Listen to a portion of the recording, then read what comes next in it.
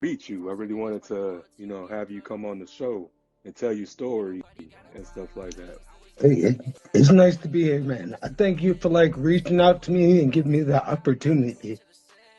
Yeah, so what made you become a martial artist? Like what was the influence behind that? My dad. My dad is the founder and creator of our style, Red Dragon Karate. My dad was my hero, and I wanted to be around him, so I went to the studio and started learning martial arts. That and I hate that you guys get excluded out of everything because y'all pretty much as important as the Shakur side of the family as well. I just hate that they don't put y'all like in the movies and stuff like that. Yeah, I'm just glad people, like it and I enjoy the history and On August 24th, 2005, at 10:30 p.m., Hurricane Katrina made its first landfall in southeast Florida as a Category 1 storm. Many Miami area residents feel they were sucker punched by Katrina. Moving into the warm waters of the Gulf, Katrina rapidly intensified. That's perfect conditions for a hurricane to strengthen. On August 27th, as Katrina closed in on New Orleans, Mayor Ray Nagin first issued a voluntary evacuation warning.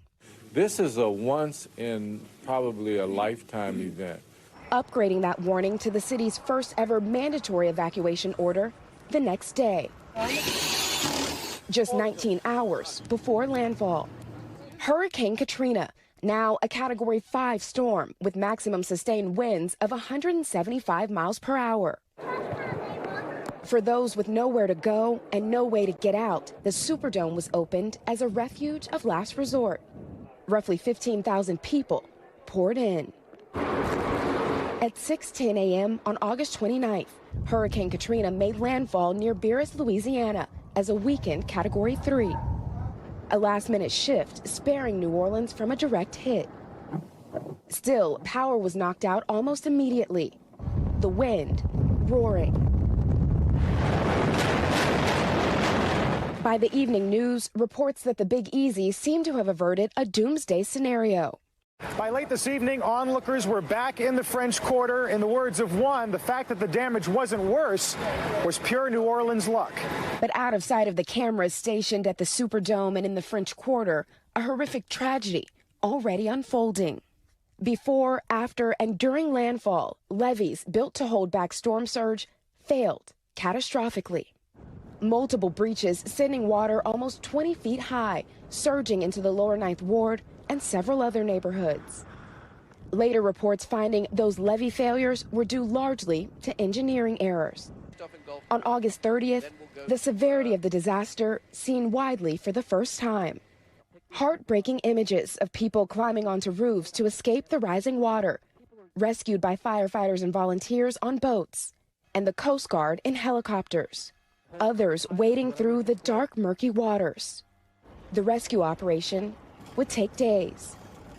Images of desperation, people waving for help from rooftops, now burned into the American psyche. Many of them poor, many of them black. Those rescued brought to an already crowded Superdome, once a refuge, now a hellscape.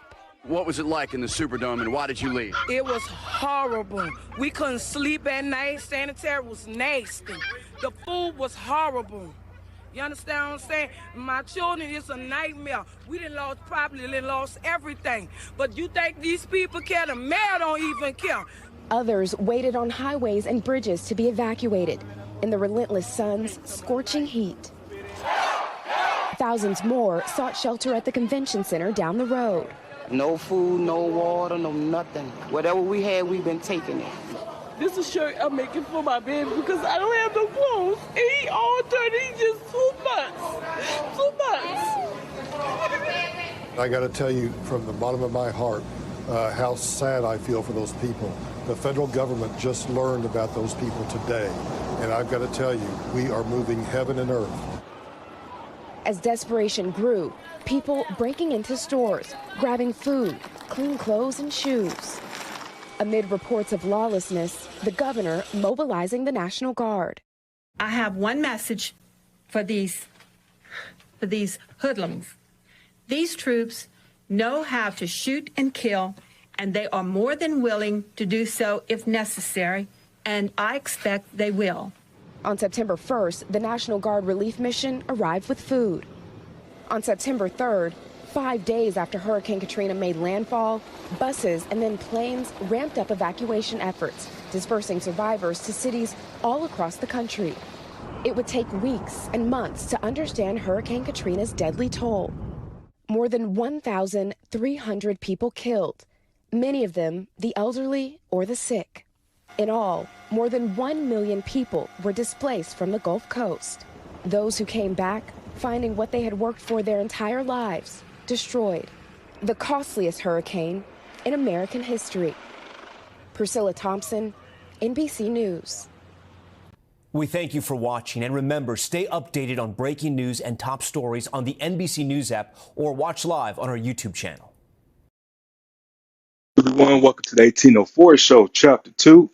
I'm your host, Dollar Will, and this is episode 98. Hit like, comment, subscribe to the channel, the 1804 Show, Chapter 2. Now let's begin. I got a special guest coming to the show this afternoon. I've been talking to her for the past few days, and her story is really compelling. And just wanted to bring her on to talk about it because it's been 2 documentaries released on the subject, and I'd rather get it from the person who was actually there. So, but yeah. Just to warn y'all, if I begin to cry, just forgive me. But yeah, but I'm gonna bring her up on here and get it started.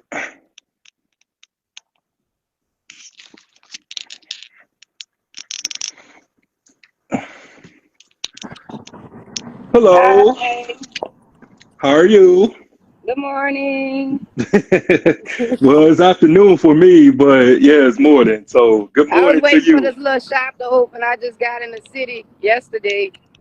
I live in Houston, Texas now, so I was waiting for Yeah. this is a good stop. Everybody come get snowballs and nachos from. But good morning, afternoon, everyone. How are you? Oh, I'm good. I'm just trying to recover. Like, cause after I got off the phone with you, I had took some few shots and stuff like that. So I'm just I might have to recovering. go. I might have to go out my car because I can't hear that good. But I'm Oh, listening. oh, it's all good. It's all good. And I just want to thank you for coming and being able to just tell your story, because the world needs to hear it and everything like that. Yeah, I'm gonna get to the car because I can't. It's too loud out here. Okay.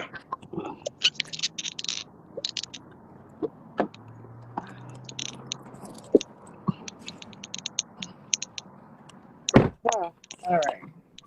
Yeah, can you hear me now? I'm ready. Okay, can you hear me now? Yeah, I can hear you now a little better. Okay. Okay. Well, what I was saying to you is that I just thank you so much for coming on here and just putting yourself out here so you could tell your story Yeah. and stuff. But yeah, so tell us just pretty much just how your upbringing was and how life in New Orleans was before Katrina. It was fun. We had our fun days. It's different from where we at now. We partied a lot. It's a fun place, a fun city, very family oriented. Your neighbors are like your family. It's Hmm. just like all love here. So when we had to be displaced, a lot of people think that, okay, that's good because it's more opportunities other places, but sometimes in life people really want to be around like people that they know, and Hmm. grew up with and stuff. It'd be kind of hard, like being out of town and seeing everything going on in your hometown and you can't be there and stuff. But sometimes, You know, for some people it was for the best because you know it was a lot going on down here, but you always gonna miss home though. Yeah, and that's why a lot of people, especially from my city, Saginaw, Michigan, it's like Yeah. they leave and then they stay in Saginaw stuff, and then they try to sneak back here so they won't, I guess, feel like Yeah. a failure or be embarrassed. But it's nothing to be ashamed about. Home is home, you know. It's just Yeah. people make such a big deal out of things, and it just really be childish at times. But you just never know, like, what can possibly happen at any given moment. So that's why I always just be humbled and be Mhm. grateful and also appreciative and stuff. So, Mhm. but yeah, what I was talking to you on the phone about was just like I was down there myself like 2 weeks before it happened because I was at Mhm. my family reunion Right. and we was like in Slidell in Mississippi, Foxworth. Mhm. So we was just like hearing the reports and stuff on the radio or like on TV, and people was just saying like, "Oh, it wouldn't be that bad. They just pass by. You know, we get them all the time." So, Yeah. That's basically how it is. So you know, right? Like 2 or 3 weeks prior to Katrina, they had another hurricane came and it was like a category 3 and it had like tore the shingles off my house and stuff. So that's hmm why I was really trying to evacuate because I knew that a 3 was kind of strong and I knew that that one was a 5.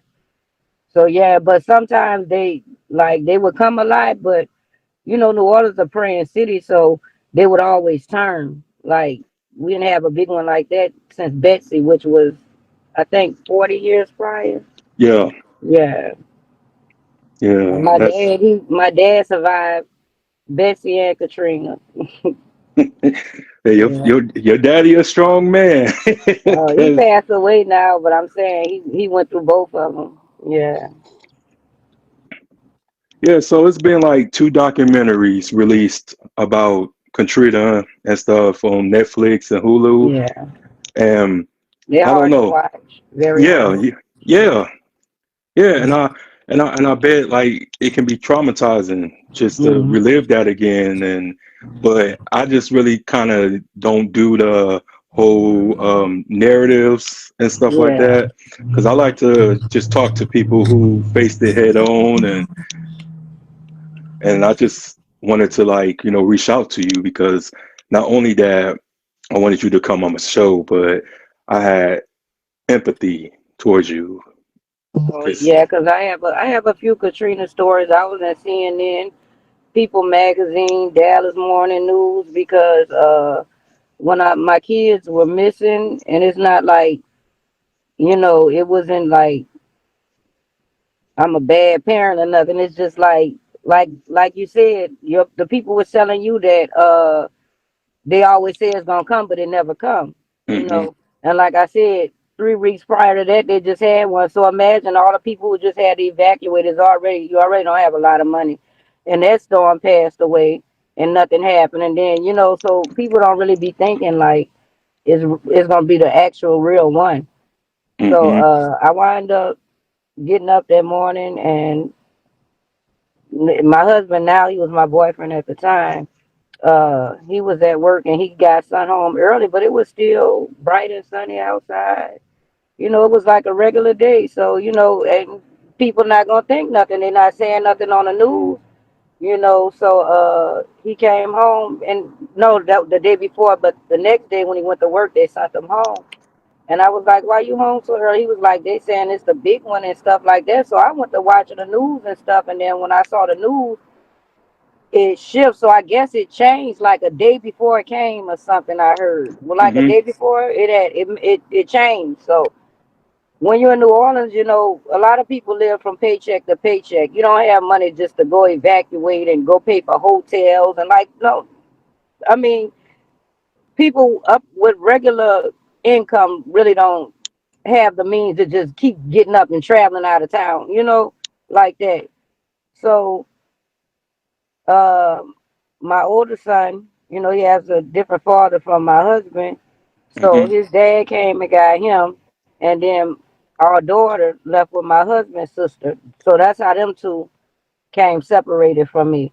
Okay. Yeah, because school was out and stuff. So my son, his dad came and got him, and then my husband's sister came and got our daughter. So we thinking like, when stuff happen like that, when hurricanes come, we have like hurricane parties and stuff. So my mom was the only one in a neighborhood with an upstairs house. So everybody in the neighborhood was going to her house, and I was pregnant. I was like 7 months pregnant, and I didn't want to be aggravated with everybody, because I'm thinking like this gonna be a day or so, and then after that, everybody will be gone back home. So uh everybody was going to my mama house. So I saw my neighbor, and he was getting ready to go somewhere. So I asked him, could he bring us to a school? So we went to a school, and we was banging on all the doors and stuff. So nobody answered, but they had a lot of cars out there, and they were saying that that school went underwater. So it was a blessing, like God strayed us from that school. So the boy was saying, I gotta go, I want to go to some banks and stuff like that. So he wanted to go, so we didn't get into school. So we wound up going by my friend's house, but she wasn't there, and her boyfriend was there. And he was like, well, my friend not here. He closed the door on us, and at this time the wind is blowing hard, so we got our kids, and they like falling over. So my husband got the kids and stuff. So we like walked like maybe 2-3 miles to the Superdome. We walked up the bridge and came down all the steps and stuff. And then that's when the nightmare began. When we got up in there and stuff, we had to sit on the stadium. Now I'm 7 months pregnant. We got to sit in the seats where the football players at. We got to sit there. So I guess later that night, early that morning, I got up and I was trying to, see what's going on, because the National Guard, they was, blocking all the doors and stuff. So I wind up getting a seat, like getting a glimpse out of outside, and I saw like McDonald's signs and all that stuff blowing around and stuff. So I went over there and I started crying, and I told my boyfriend, I was like, it's real bad out there, like stuff flying around and stuff like that. So the next morning when I got up, I looked outside, it wasn't no water, nothing. But they was telling us we couldn't leave. They would not let us out of there. So day 2, they still wouldn't let us out there. Day 3, they wouldn't let us out there. And then now I'm starting to feel like I'm in jail. You know what I'm saying? Because Yeah. like, this not fair. Like, why am I stuck in here? So then I started hearing, word around, just word, people talking and saying like New Orleans is closed, the city underwater, can't nobody go, everybody gotta leave, everybody gotta go out of town. So I went back and told my boyfriend, because, he was over there with the kids. So I was just trying to gather information. Guys, their nerves be bad. They don't want to do nothing, but I'm trying to gather information. So I'm going to the bathroom, and I saw a police. He take his badge off, and he give it to a young dude. He say, here, you take. So then once I saw that, I said, oh, I know it's serious. So we were stuck in there a few days. So my boyfriend, he went up to the top, and he could kick in one of the football player things or whatever, and we got up in one of them rooms.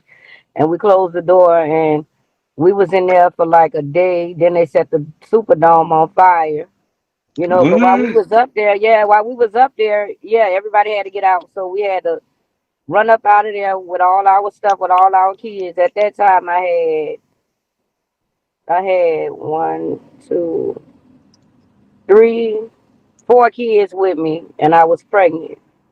So we had 4 kids with us. So we had to grab all the kids and run out the Superdome because it was on fire. That's when they finally opened the door. They set the Superdome on fire to open the doors. Yeah. Yeah, Okay. so I had been asking them for days. I was telling the people, the rescue people, I was like, I left my kids at the house, but I was just, telling a story to them because I wanted to go check on my mom. I was really scared. So when they finally did get us on the boat, we got on the boat and we went over there. They had a guy. He was walking. He had his daughter on his neck, and the water was up to here, and it was nowhere else to go. And I was asking them to please, help the man, and they rolled right past the man. So in the documentary, when the lady said that she saw the baby floating, I'm kind of thinking that that's the same baby because the baby hair was freshly combed and stuff like the lady was describing. Yeah. So after the 5 days of being in the Superdome, the buses finally came. And then when the buses came, they were saying only women and children can leave. But me and my boyfriend at the time, we had been together for 5 years, and we got kids together and stuff like that. We was going to get married prior to the hurricane, but the Mm-hmm. hurricane came. So I didn't want to leave like that because like the internet wasn't out and Facebook, none of this stuff wasn't out. That's the part that my kids and younger people don't understand. You couldn't just connect with people like that. Right. So we wind up still waiting a little while longer because when they first started, they was like splitting people up from their families, like kids and only women and kids could leave and stuff like that. And they was letting the other, I'm not gonna say, they was letting the other skin colors get on with their Hmm. dogs and stuff like that, but they wouldn't let you leave with your significant other or whatever. So we finally got out. We finally got on the bus. So we get on the bus and we going to Houston. We get to Houston, and they start telling us, "No, we're not taking them. We're not taking them. We don't want them here. They tearing up Houston. We're not accepting no more evacuees and take them." And the bus driver was like, "Well, where I'm gonna go?" And they just said, "We don't know. Just keep going. They can't come here or whatever." And then the bus driver, he just started crying. He was like, "I'm not gonna leave y'all." And he kept riding a long time. And then he said, "Y'all in Dallas, Texas." And I never been to Texas before, and I just started crying. I was like, "Well, how far is this from New Orleans?" He was like, I think he said like, I forgot, like 7, 8 hours or something, but it was real hard. So where they dropped us off at was a parking lot.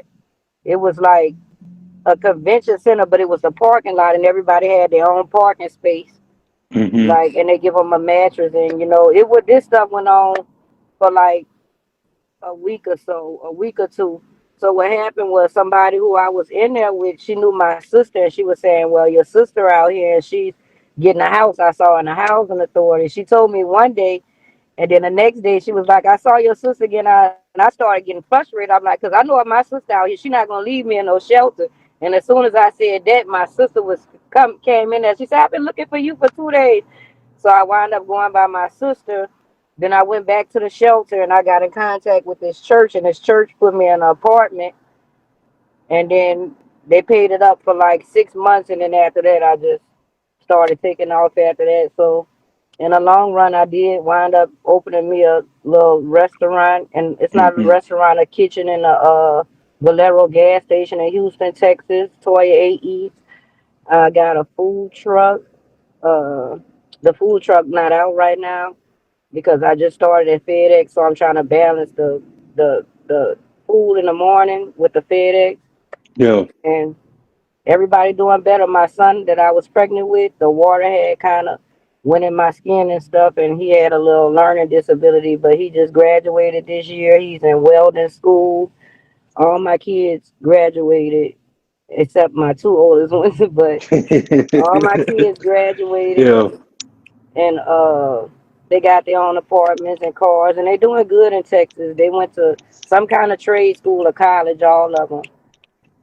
So That's good. That's good. It's always nice to hear just great comeback stories and stuff like yeah. that. Um, But I'm in Houston, Texas. Toya A Eats. My food is good. oh yeah, yeah. Y'all heard her, make sure y'all show her some love because she need it and everything like that. Cause, Yeah. cause you are just a great survivor. Like I love to hear this because it's just went from me watching the documentary. I Yeah. just hated how they really tried to make people, well, our people, seem like they was hooligans. Like, what would you do if your back Yeah. was against the wall They and was taking food and water. They wasn't worried yeah, about, what is they gonna do with other stuff in the water? There's nothing else they can do with nothing. That's all they need is food and water. yeah, And y'all not giving it or bringing it, so I don't understand. You got to do what you got to do to survive. yeah, absolutely. And I just, human instinct anyway. Right. Like you're not gonna be following the law when you have nothing. Like that's just common Right. sense right there. But I just really And what is hated they that gonna do narrative. with it anyway? The whole city underwater, like the insurance gonna pay for all that. Like, what Yeah, is y'all gonna do with that? Give it to the people who need it. yeah. Yeah. And I just didn't like just also that, and then also just what happened in the town of Algiers. I Yeah. that was sick, made me sick to my stomach Yeah. and everything. But can you But tell it's us all like, good now. I think a lot of people, you know, I feel bad for the people who lost people because that was the worst part of it. People losing their families and stuff. Right. But it was kind of hard out here, and it was a good beginning for a lot of people. I'm not gonna say everybody. For a lot of people, it was a good start over, but it was a terrible situation to have to, lose your whole city and everybody. You don't get to see no more. Like living in Houston, you can't go outside and be like, "Oh, I went to school with her. Or, I remember her from such and such." It's just like you in another world. You know, the only Yeah. time. And even if you come back home, everybody not here no more. Oh, no doubt. And I was going to ask you just so when did you went back? Like after all of that stuff happened, like do you remember like the day Yeah, I that went you back. went back? It happened in September. I went back in December. Okay, so the same year? Yeah, uh-huh. Okay. No, I went down there to retrieve my stuff. Like they was only letting you in with an ID. You could not get off in the city. You only could get in the city with showing your ID, and then you had to be out by nighttime. What? Yeah, because the city was closed. Yeah, and my Okay. kids, Yeah.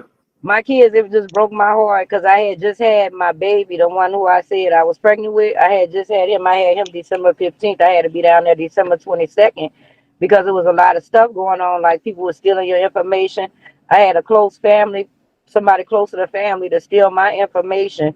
So when I got to Texas, I wasn't getting help because FEMA was going by, and FEMA was real messed up. They was going by whoever applied first get paid, and then they're gonna investigate the rest. So by my sister friend getting out first, she used my address, so they paid her. So now I'm getting investigated. I got kids and stuff, and I'm not getting paid for my house. So I had to go down there. My baby was on.